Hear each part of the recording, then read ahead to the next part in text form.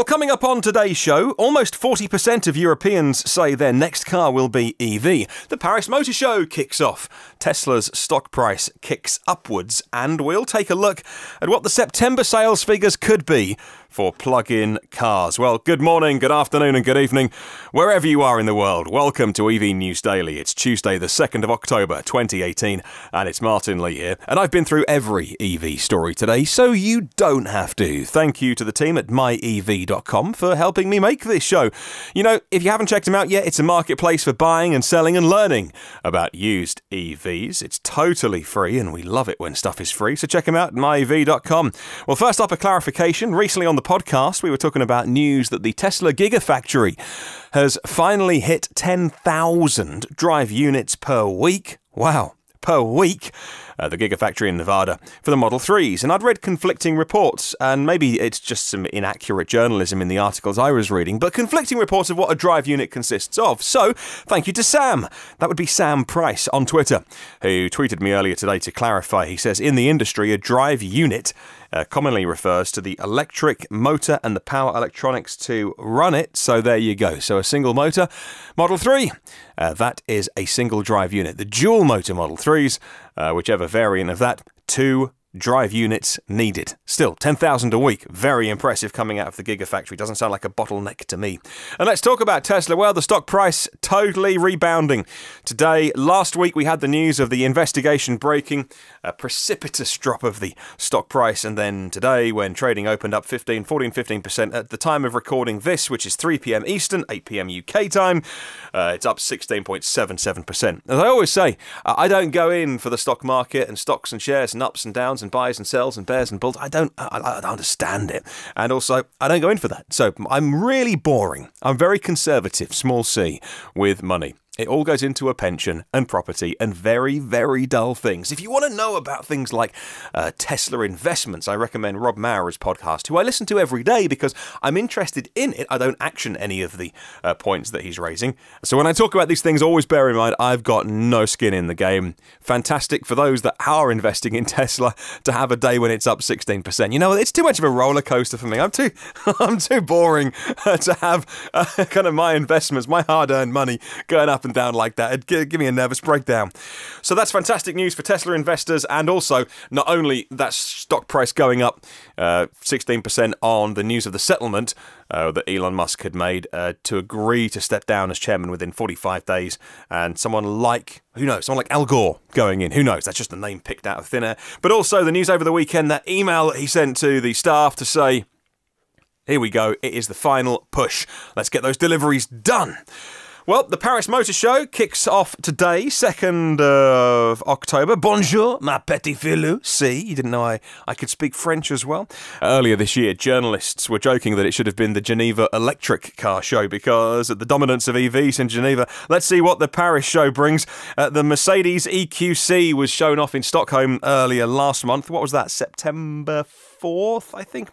There seems to have been a bit of competition for the headlines ever since then. The BMW iX3, the Audi e-tron Quattro in particular, all doing little bits and bobs to get their bits of press. I expect to see all of those, Mercedes, I-Pace, Audi in force at Paris, on the stand and gleaming. There's a bittersweet storyline behind all this glitziness, though. There's a couple of stories that we will bring you that have actually kind of launched today, even on like the pre-day. The Renault KZE has been revealed. Oh, is it the KZ? No, ZE is zero emissions in Renault language, so it's just called the K. The Renault K, one letter.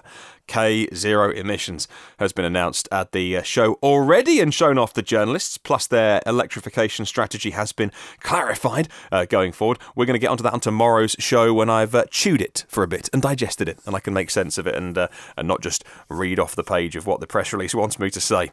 Well, there's a bit of a bittersweet storyline with all of this because literally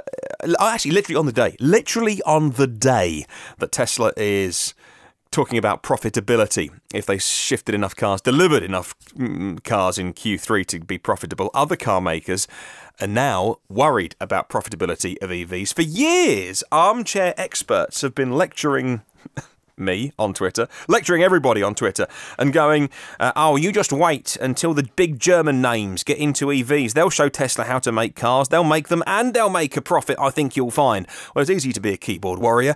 Now it seems that there's a fly in the ointment somewhat. It turns out that those making EVs struggling to find where the profit's going to come from. According to Lawrence Frost, who has written an excellent piece for Reuters, it's really long and well worth a read, a link in the show notes. He says the concerns are mounting that the impact could be worse in terms of what cars they're going to be selling. Consumers resist paying more for electric vehicles, forcing car makers to sell them at a bigger loss just to meet emissions goals. Carlos Tavares is the chief exec of Peugeot, Citroën and Opel, the manufacturer PSA. He said, what everyone needs to realise is that clean mobility is like organic food. It's more expensive. Either we accept to pay more for clean mobility, or we put the European auto industry in jeopardy. Oh, boo-hoo, you got yourselves in this trouble, didn't you? So, it's flippant for me to say, I know that. But hey, some of these diesel problems weren't our making, were they? A September the 25th profit warning by BMW, blamed in part on electrification costs and tightening emissions rules, was the first alarm signal, they say, Tavares said in a weekend radio interview. Well, VW and Mercedes parents Daimler have been between them announcing 30 billion euros worth of investment. That's about $35 billion, give or take a billion, in electrification. Both have been warning recently that might not be enough. The German luxury car makers like VW, which have Audi and Porsche as their brands, could end up with losses on EVs, actually taking a loss on the EV and the whole value chain, if it enables them to offset, and that means sell, enough of their biggest earners, those big expensive upscale SUVs and large sedans, those cars they make a big margin on. And that's because of increasing emissions rules that will be coming in. I will talk about more about that as the week goes on, because that will be key to what we see at Paris, actually, with these particularly European makers having to bring out EVs. Some of them not because they want to, because of increasing emissions rules. And I'll come to that in a second with this story that almost half of all Europeans say that their next car, it will be electrified. A new poll of 9 European countries has given a really good insight into how the tide is turning in the general public with EVs. This survey was conducted in the first 2 weeks of September in 9 EU countries: Belgium, France, Germany, Great Britain, Hungary, Italy, Poland, Spain and Sweden. In each country, so no Norway, by the way, because that would skew the results. In each country, they sampled 500 adults. Online, 4,500 was the total sample size, and that's reasonable. You know, I do research in my day job. If it has 500 or 1,000 people, depending on the work we're doing, that's considered a good sample size. You can extrapolate from that. This is 4,500 people. In a poll conducted by Ipsos Mori for the NGO Transport and Environment, T&E, 40% of citizens surveyed said it's very likely the next car they'll buy or lease will be electric or fuel cell powered. Italians and Spaniards are most likely to say they would get an EV, 48%. The Germans and the French were the lowest, 25 and 24% respectively, least likely to buy one. 2/3, 62% of Europeans think the car makers are not doing enough to sell electric vehicles by attractive marketing. Don't see much at all, really. Pricing and offering choice. Well, the negatives, the reasons why they wouldn't buy one now, they're hesitating. The price came top. I get that. Availability of charging points. I get that. That is a behaviour shift, though. For most people charging at home overnight, they'll use a rapid charger very rarely. You know that. And range, though. Range was only mentioned 12% of the time from only a few years ago when it was the thing. Even the range anxiety name was loved by articles that would want to bash EVs. That is really dipping down now. So that's interesting that the tide is turning there and that the PR job for EVs is maybe doing its job. And maybe this little podcast is doing its job in helping persuade a few people as well. Last November, the European Commission proposed a 30% reduction from new cars and vans from 2020 to 2030. The Environment Committee of the European Parliament voted themselves for 45% reductions, and there are 19 EU countries that support the 40% reduction. It's just Germany that's holding out for the 30% cut. Thanks a lot, Germany. Double thumbs up to you. I suppose they've got a big car industry to think about. The vote in the European Parliament is taking place tomorrow, Wednesday, 3rd of October. It's going to be a big vote. Of course, it'll be covered on this podcast. Well, as always, the Inside EV's plug-in sales scorecard is my go-to resource for checking sales figures. The first day of the month now. Let's see what the projections are, and the numbers will trickle in over the coming days and weeks. They say if Tesla's able to meet expectations in the weekend just gone, we should see 4,000 Model S sedans and 4,000 Model X SUVs delivered in the US in September alone. More importantly, they expect Model 3s to again set new records. 22,000 Model 3s in the US for the month of September alone. We also estimate, they say, that GM delivered 1,300 each of the Bolt and the Volts in the month. Now, Electrek have also gone with a number. That number is from a source. They don't say who it is. Been pretty accurate recent times, by the way. Their number that they've drawn their line in the sand, Electrek have said, right, here's our number. 80,000 cars for the quarter, 53,000 Model 3s for the quarter. Let's see how accurate they are. Within one or variance of 1 or 2%, I think would be blooming brilliant to be that accurate. Moving on to Ford, and have you heard the phrase Mondeo Man? It used to be kind of a phrase we used a lot in the 1990s, early 2000s here in the UK. Like when the price of fuel, petrol, would go up, the newspapers would say, what's the cost of that to Mondeo Man? Because most people could associate with that. It was the most kind of popular car for somebody with 2.4 children living in a typical house, earning a typical salary. It was a typical car, and Ford say they're soon going to be adding to the Mondeo range. We don't hear about it so much anymore, but they've said that the hybrid petrol electric vehicle is going to be coming in wagon form. That would be the estate variant. So many people listening to this podcast. From 2019 onwards, the Mondeo hybrid powertrain uses the electric motor to support a 2-litre petrol engine driving the wheels. The generator is able to just do regen charging from the car, 1.4 kilowatt hour lithium-ion battery on that. It's air-cooled, for instance, no thermal management on a battery that small. It is behind the rear seats in the Mondeo, and the regen braking means that they capture about 90% of the energy lost during a braking event. That replenishes the battery. It's a typical kind of soft hybrid that I don't have too much love for, but I thought I'd tell you about it today because it hasn't got a plug.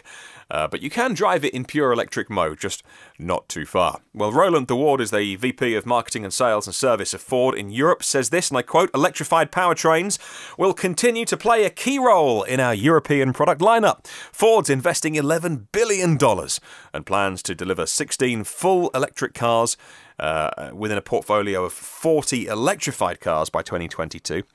It's a lot of money to spend, $11 billion, and so far not too much to show for it. Well, he didn't say that, I did. A brilliant quote, wouldn't it, from their VP? Yeah, we're not doing too much at the moment. Yeah, that was me, not him.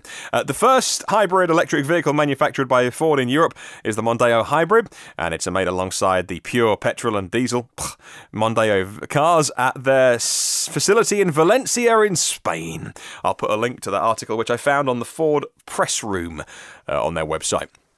Well, Beijing is adding another 1,600 public charging points. They call them piles, actually, which is an interesting word to use. We'll stick with charging points rather than having piles on the podcast. For new energy vehicles, according to a recent report by the Beijing Youth Daily, the new charging facilities are going to be places like malls and hospitals, hotels and car parks in 10 districts around the Beijing city. And that adds so far to the total of 132,000.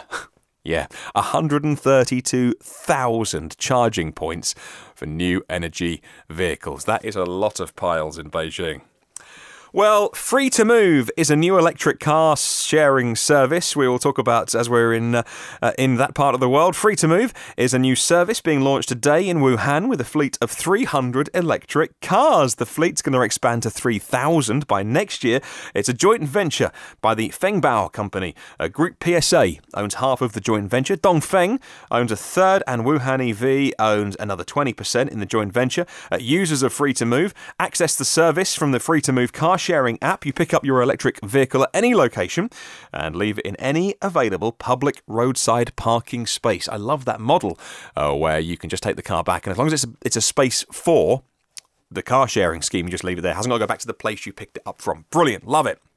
And finally, just for fun, what do you do at the weekends? What's your hobby? Do you fancy building an electric car? Do you like to tinker? Do you like electronics and things like that? I've got so many projects that I want to do and just don't have any time to do at the moment. But the next thing for me is going to be building an electric bike. That is after we buy my wife's EV, which she wants to do this week. She's decided on the Clio. That's no, definitely not a Clio. The Zoe, which is based on the Clio platform. When that's done, and then when I got 5 minutes to spare, I want to build an electric bike as a little project. How about you doing one better and building a complete EV? Well, Tesla forum user Stephen Merritt on the Tesla forums has been posting some links to eBay because he wanted to do a little bit of research into Tesla motors. And what he came up with was this. He said that during my research, I found a Nissan Leaf electric engine, the motor, with all the bits with it, compared to the Tesla motor in speech marks because there's more to it than just the motor. He says, I find it not too surprising. Tesla's is much smaller and much more efficient. If you fancy the 2015 Nissan Leaf motor for your weekend project, then the motor and gearbox described as fully working. It's the EM57 engine. Means nothing to me, but any hardcore Nissan EV fans might know what that means. Engine and gearbox, that's $2,450. Then again, if you fancy buying something on a different league, a Tesla Model S motor and rear drive unit, it's going to cost you $5,050, described as the small rear drive motor unit for the Model S dual motor vehicles. This is the one that's in the back, fully functional, tested and working. It's coming from a 2017 Model S 90D that had done 16,000 miles. I'll put a link to both those eBay's listings in the show notes just in case you want to have a look. I kind of geeked out a bit today and had a look. Well, thank you to myev.com for setting this week's question of the week. Please join in with this and send me your answer. It's a simple question. Plug-in hybrid or pure EV? Which one should you buy? Or which one did you buy? Is range a concern? Are there enough cars in the segment you want to buy? And what about plug-in hybrids being a stepping stone?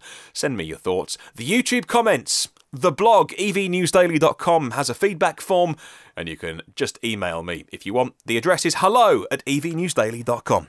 Thank you to the 88 patrons of this show on patreon.com/evnewsdaily. There's 252 episodes of this show online for free if you fancy searching. A little search box on the website. If you are interested in a certain thing, you can just find a previous episode. They're all online for free, by the way, from all the places that you get your podcasts from, and the blog at evnewsdaily.com. If you could do me one thing, it's not a Patreon thing, if you could do me one thing, leave a review, a rating and a review, star rating, a few words. I know you're busy. If you could do that, though, it really helps with kind of the algorithms that sit behind all these podcast platforms. That's the reason, anyway, not just for my own ego. I mean, give it 1 star and say a load of old rubbish if you want, but please don't. If you like it, give us some proper words to help other people decide whether to subscribe and make a decision, make their mind up. You can catch up with me on the socials, which is Facebook and LinkedIn and Twitter. If you search EV News Daily, you'll find me. I've been rubbish on Facebook this week, so I'm going to do better, promise. Have a wonderful day, and with all of the Paris Motor Show news, I'll catch you tomorrow.